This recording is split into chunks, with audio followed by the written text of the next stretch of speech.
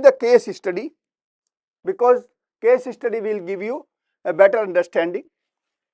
R versus B, the case decided by Honorable High Court of Madras.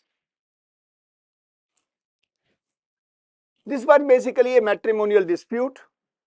The husband filed proceeding for dissolution of marriage, alleging cruelty, adultery and desertion. This is a common allegation in general. Then during evidence, he sought to rely upon the wife's call data, record electronic material.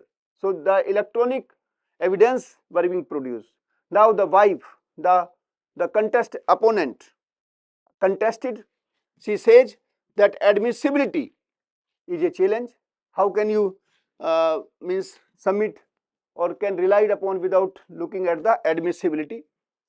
And she again raised the matter of or the right of privacy as well. This is also the part of right to privacy under Article 21, which is being declared as fundamental right now.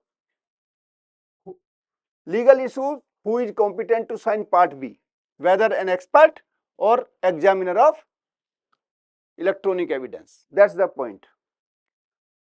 High Court has said that Part B has especially mentioned an expert, and if you see Section 79A of IT Act, it says that the expert or the electronic evidence should be examined in a laboratory which is being designated by the central government.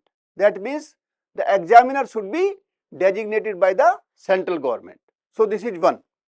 If you see Section 39 subsection 2 or go to Section 45 subsection 2 of the old Act, both says that expert for the purpose of electronic evidence must be examiner of electronic evidence. So the same discussion, it actually says that Part B is not a routine administrative declare, it is a technical certification relating to the authenticity and reliability of electronic evidence.